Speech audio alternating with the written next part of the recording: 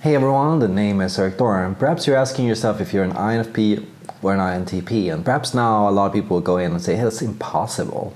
INFPs and INTPs are completely opposite. INFPs are feeling dominant types, and INTPs are thinking dominant types, and those are two opposite functions, and they're completely anti-correlated. And if you'd say that, you'd be absolutely right. But often there is a large group of people that wonder whether they're INFPs and INTPs. And in this video, I'm going to show you why that's a completely normal thing to wonder about. And also, I'm going to tell you a little bit about the difference between these two types. Okay, so first and foremost, the thing you want to know is, yes, in general, the INFP personality type is characterized by a high level of feeling, right?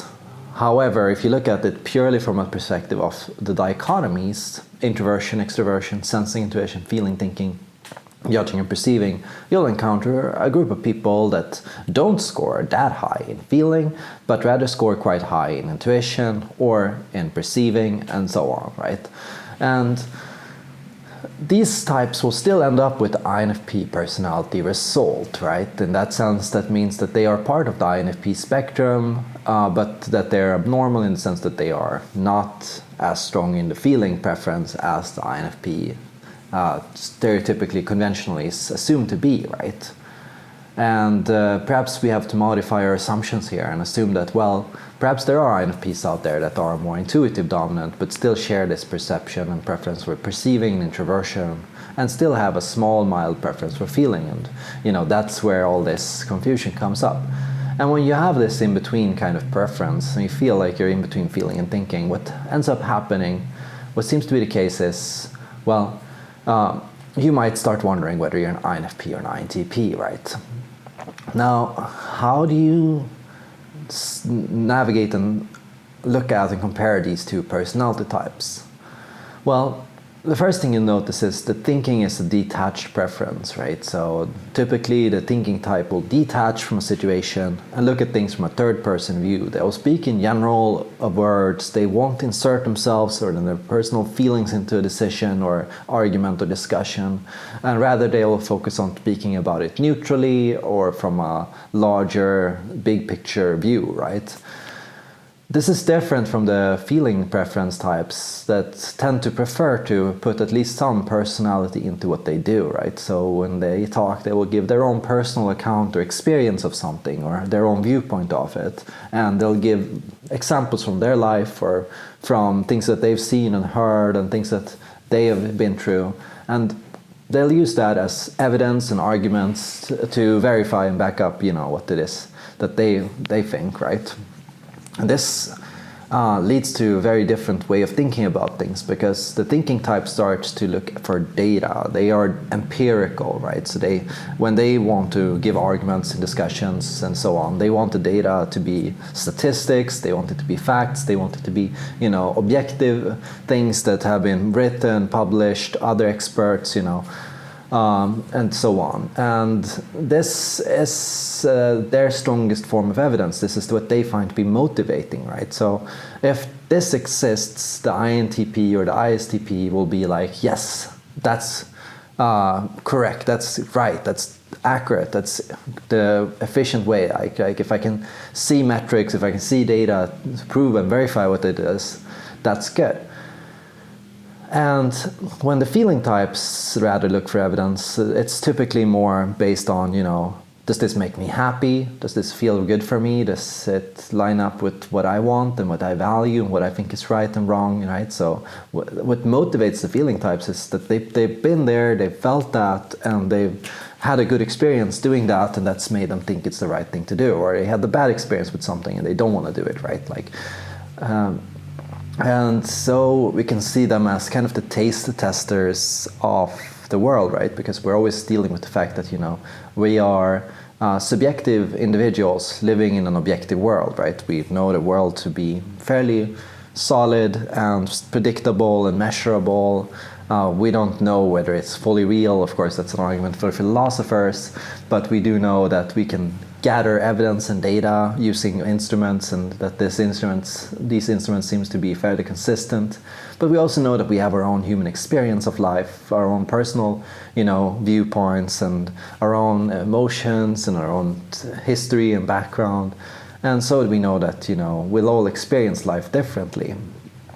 And because we don't have all the data, because, when we make decisions, we can't know all the facts. We don't always know what's going to happen next or which choice is the right one. Even if we have some inclinations and some data, we don't really know for sure. A lot of things are still open-ended and uncertain, especially in areas like politics and, culture and community and societal development. There are so many factors that it's almost impossible to measure and to know for sure which way to go. And here, I think a lot of the time we're forced to rely on our personal experiences, right? So if you feel like, oh, my personal experiences don't matter and I should be more logical and more detached and, proof is the only way, I wouldn't say that so quickly. I would say that actually, our emotions have evolved alongside our logic over time, historically. It's not like some biological remnant or relic that we have to surpass or overcome. It's rather something that's going to, is constantly matched by the strength of logic, and it's like an unconscious logic, right? In a sense that it does back up and say something about objective experience, because if you put 100 people in objectively the same situation, they'll still share some common overlaps in how they experienced and what it made them feel and what it was. Of course, it's going to be a little bit different for individuals, but on the whole, on the average, you'll still see that people have a shared set of experiences that were fairly similar. And so you have to recognize that, well, actually emotions can be used to generalize, to make your decisions when we don't have all the facts, and it can be used in a lot of different situations, right? So here I think many INFPs should overcome thinking envy, in the sense of thinking that, oh, thinking is better and feeling is worse. It isn't, right? It's a neutral thing, and both serve different purposes and work better in different situations. I would say thinking in general is better at explaining what's been in the past, and feelings are better for managing what's going to happen in the future. Now, okay, so now that we've been through that, how do you know which one you prefer? Well, the things that you can look for is, for example, do I need to try things out for myself? Right? If you hear something, if you are told something, do you feel a need to experience that by yourself, to put yourself in that person's shoes, to feel what they experience, to see what it is that they've been through, as if you were the person experiencing it, right? Like, do you feel that need, right? Like, this like an empathetic need, desire to, be there and to see it and to feel it and to touch it and hold it, If you have that kind of inclination, that's an inclination of a feeling type. It's very different from a thinking type that would rather seek more objective forms of data. They don't need to personally be there to see it, but if the science, if the instruments say it's right, then that's interesting, right? So with feeling types, you see a much higher interest in applying yourself and that situation and stepping into it yourself. And secondly, you're probably an INFP if you find that rather than skeptically dissect what you hear, you're more likely to be open-minded. So if somebody tells you a story and you find yourself criticizing it and being like, that doesn't make sense, that doesn't add up, that doesn't seem like something that would happen, and that doesn't sound like a logical thing to do.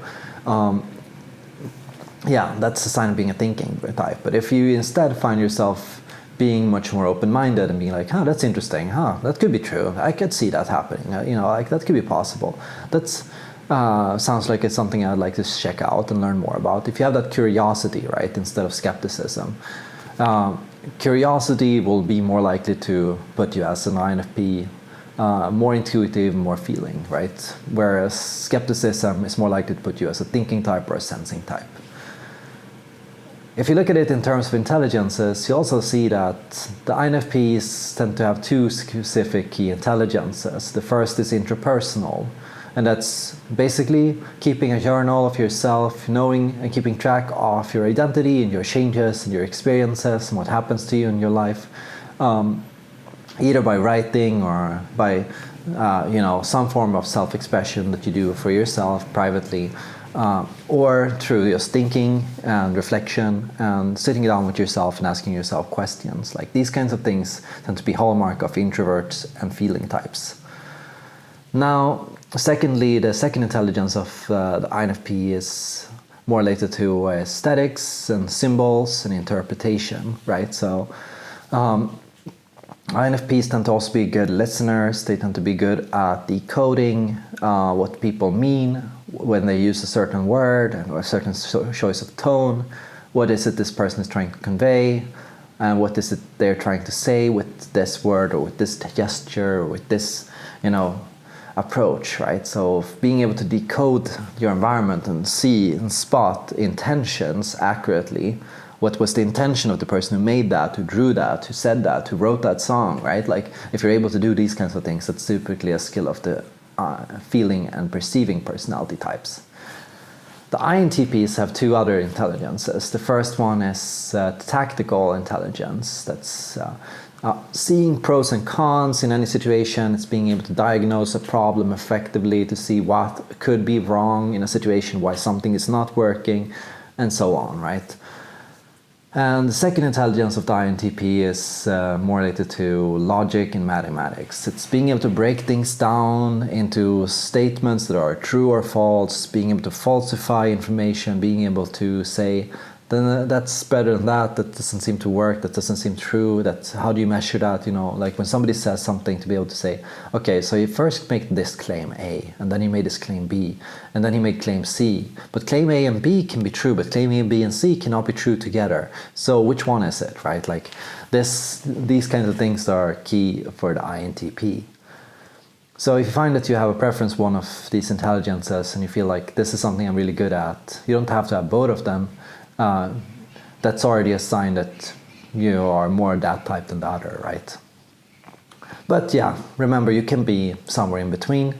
Personality is a spectrum, and you'll always have people that are slightly in between these two scales, as well as you'll have people that are very strongly positioned in these scales. INTPs that are super thinking, super logical, INFPs that are super emotional and super experience-based, but also people that are a little bit in between. And yeah, if you go to a neuroscience lab, chances are, the scientist is going to say, hey, you seem to be quite balanced in this, right? And that seems to be, the case, right? Like that, we do have in-betweeners, and so if you feel like you're in between INFP and INTP, don't feel forced necessarily to pigeonhole yourself. Focus on what you know about yourself, because you most likely know that you have some things that are relatively fixed and relatively strong, right? You know that you're an introvert. You know that you're an intuitive type. But you don't know for sure if you're a feeling or a thinking type, or you don't know for sure if you're a judging or a perceiving type. That thing can happen. And if that's the case, allow that to be the case, right? Like, allow yourself to be a flex type in those two areas, and allow yourself to be a fixed type in the other two areas. And focus on what you know about yourself when you feel is the most strongly, truly you, authentically. Thank you so much for watching, and see you all in the next video.